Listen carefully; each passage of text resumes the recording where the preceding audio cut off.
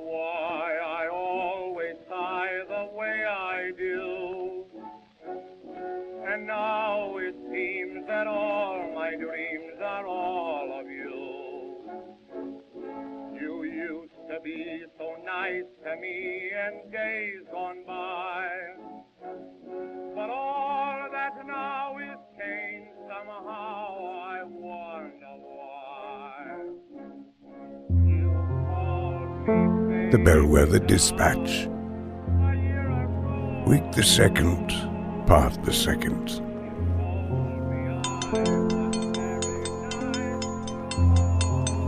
What it is, and what it is not, being the same thing.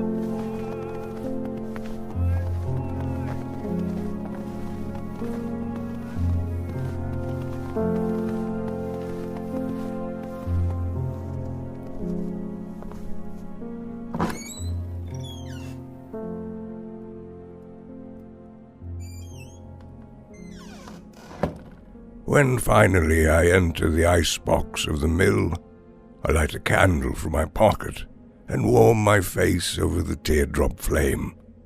A candle, I should say, I would not have brought had I not been approached on Main Street a few days earlier by little Davy Moskowitz, a 10-year-old boy who came to see me on a dare and as a kind of emissary from the other children in town, with the purpose of warning me about a thing inside the mill that he said old people don't believe in, but is more real than anything they do. He began by expressing his surprise that I was still alive and said he hoped my winning streak might continue, but that if I wished to remain so lucky, I should take great care to prevent myself from falling or being sucked into what he called quite simply the Cottis. This Cottis, he explained, was a great hole in the mill floor. Though Davy had gone near the Cottis more than 11 times, as he said, he suggested its specific whereabouts were not important, because the Cottis, apparently, moves about the mill, as all good holes should do, I said, to stay on his side of the rail. So, heeding the emissary's warning, I step cautiously through the mill, while rocking the candle flame wide about the floor to make sure I don't fall into this Cottis, and hoping, as I do, in fact, to find it. For the Cottis, as the emissary told me, reaches a long, empty arm into the very center of the earth, and I am, without question, a true fan of that. I step slowly between the old crutch machines, and now carefully too, as there are innumerable holes in the mill floor, any one of which I suppose might be the dreaded Cottis. Nothing vast enough to be worthy as yet, mostly insect poachings and punchings out, smashing ins and frayed places where the wood seems simply to have died in dust. The roof above me is likewise ravaged, with punctures and cracks and perishings. And then, as well, there are scattered about the floor these many snowy effigies to the holes in the roof above.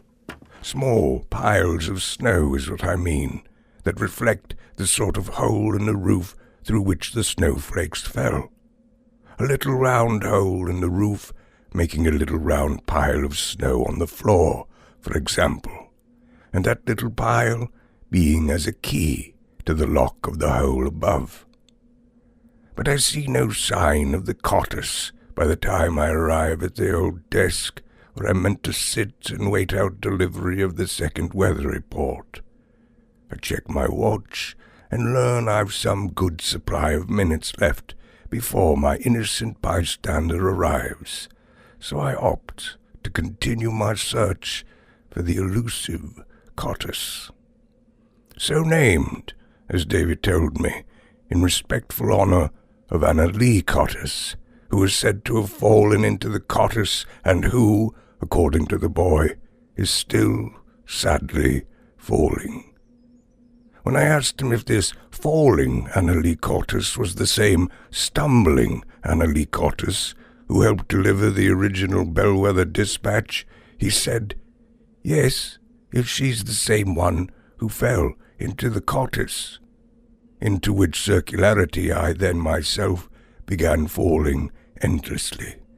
Davy went on to tell me that only the bravest of his friends make adventures to the mill, and of that courageous flock only one or two will sneak to the very edge of the awful Cottis, to, of course, drop things down into it and wait for some report.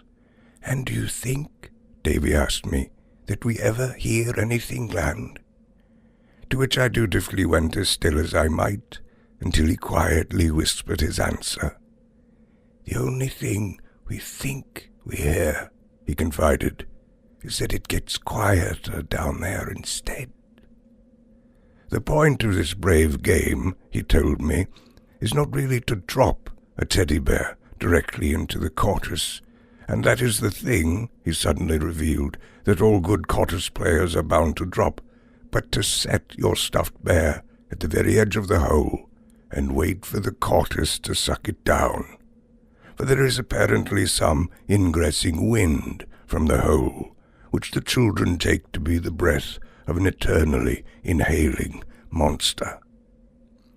But this being the most terrifying mode, it is also the finest expression of the game, and the best players are those who survive these nightmare moments of sitting beside their stuffed bears at the edge of the Cottis while waiting for it to be inhaled by the monster at the center of the earth.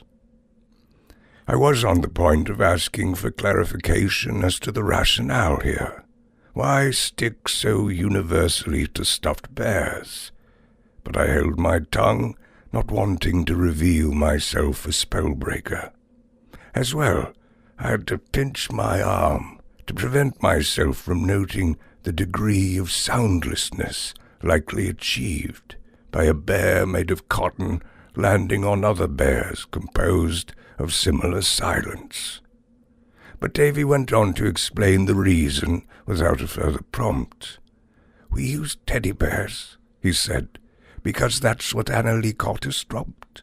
She dropped hers in the Cottis, and that's how she fell, and so her bear fell, and she tried to grab it, and so then she fell too, is the story that we say. And so first it was girls who used to bring bears and drop them down to her so she could maybe have one, because it's probably hard to catch them when you're falling, and it's got to be so dark. And if she can catch one, it'll keep her company. And now boys do it too instead of rocks, which we used to." Then Davy looked down at his snowy feet, as though peering into the very depths of the Cottis. "Friendly Geronimo Teddy is down there, which is the name of my bear," he said, "and I sent him down with a telescope and a sword, and said he should zoom with old Teddy's speed, as fast as any bear can, and to catch up to her and fly into her arms if he could do that, and to defeat the monster with his sword, which I think he can because he was a Knights of the Round Table bear." So then we were both looking down into the snow at our feet, watching inside ourselves at this little dream of friendly Geronimo Teddy scanning the darkness with his telescope and zooming with old Teddy's speed into the arms of the forever falling girl, and drawing his sword and readying himself for the great battle to come.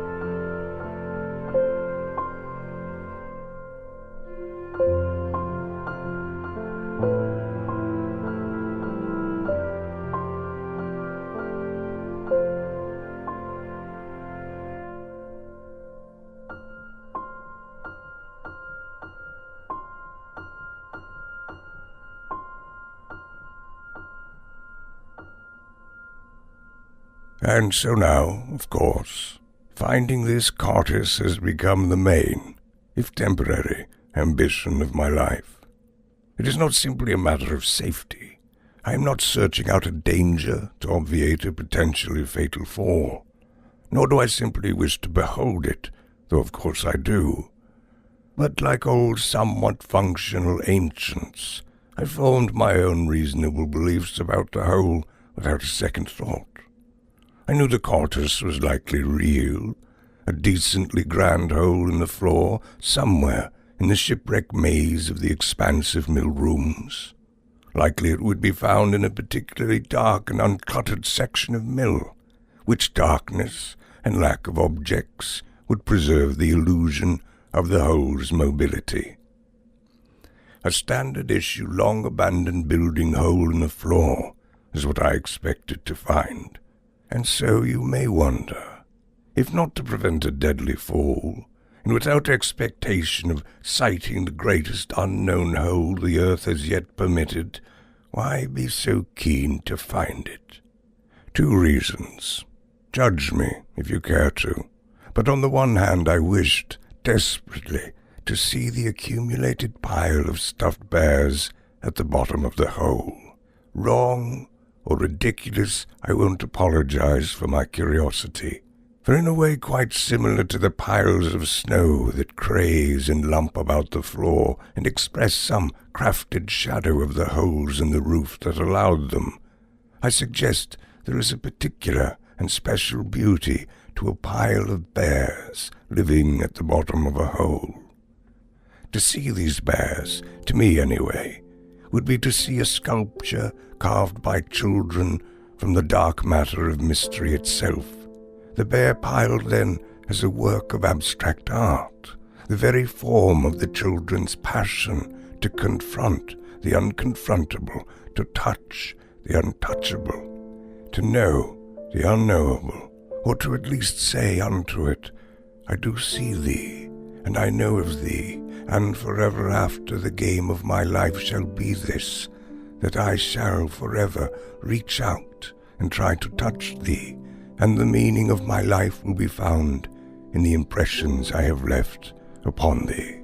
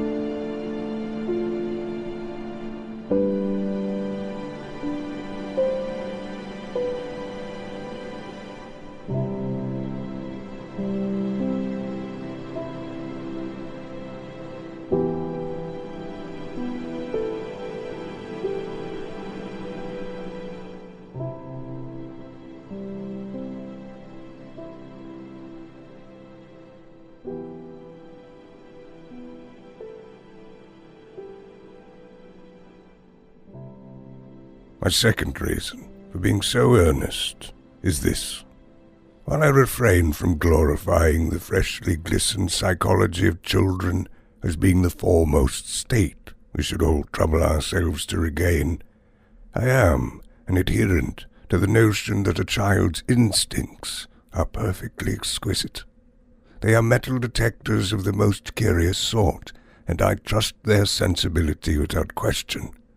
All the palaver and song and dance, the very fairy tale of an almost princess falling endlessly toward a monster and needing a kind of princely rescue in the form of a bear with a sword, was, to me, simply the children's metal detector singing out its sharpest finding. And note here I say I trust their sensibility, not precisely their story.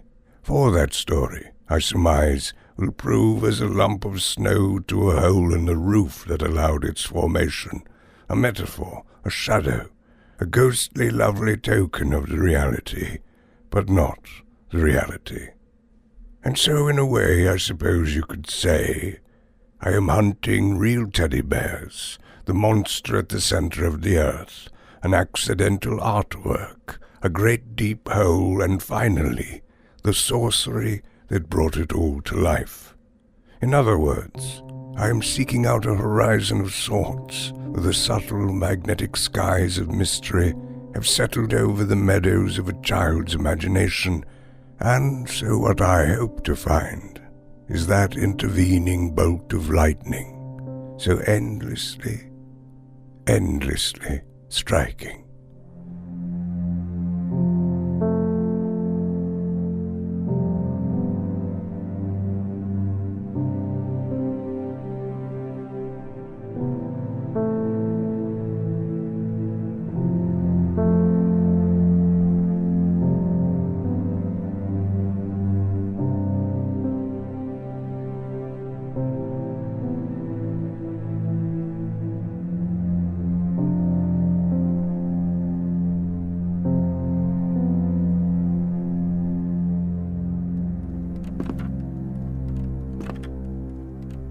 I move slowly now along toward the west wall, a grim thing of peeling paper and molded board, where a threesome of darkened halls splice off to other rooms and passages.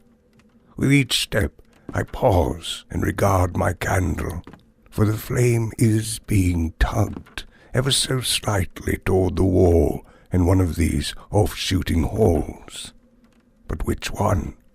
I stand before each doorless way and turn a moment to take a measure of its breadth. And that's when I hear it.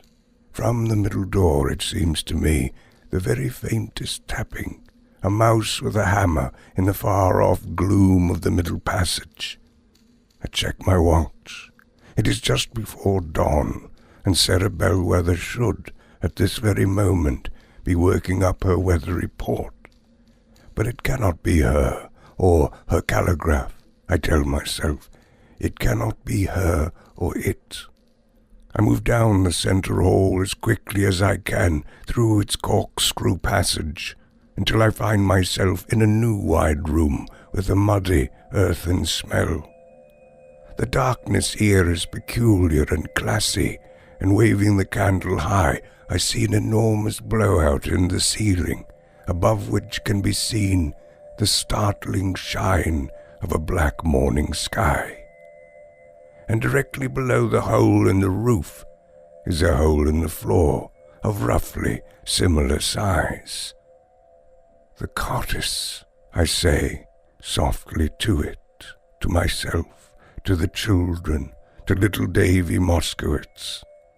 As I venture closer and begin to peer down over the edge of the Quartus, the distant tapping sound grows louder, and I at once absolutely doubt, and absolutely don't, that what I am hearing is the sound of Sarah Bellwether typing up the next Bellwether Dispatch on her calligraph in the library basement, some mile or so away. I do not wonder of the impossibility of this, but instead am chilled by the monster breath tugging over me like a tarp, whooshing up behind me as a net, and pulling me as best it can, down and in, down and in. A coldish, wettish grip of air that feels as nearly solid as an ocean wave. I lean further above the hole and stretch out my arm and drop my candle down, and watch the flame spin and sparkle circles in the darkness. And though I have told myself that the mission of my candle is to illuminate the pile of bears at the bottom of the hole, inside me there unfurls a quite different film. For in the instant before any certainty of bears is confirmed, I am picturing only my candle chasing infinity, catching up to Annalie Cottis as she falls on her way, where the light of the flame sheds brightly enough that she can spy at last, and reach at last, and finally grab hold of the soft little paw of friendly Geronimo Teddy. and as she brings the bear to her chest, tears are brought to my eyes, and down we go in the endless stream of endless falling. A clumsy girl princess on the verge of rescue, a teddy bear prince on the brink of his greatest battle. And it occurs to me here that I don't quite know my place in such a tale, in any tale, that I have always been falling beside the stories of others, and never yet falling toward a story of my own. And then my eyes are stinging, and soon there is a smell of soot and smoke, and I revive and look down and see well enough the bright blaze at the bottom of the hole, and know that I do have at least one clear role in the story of descent, to set, apparently, the bears on fire.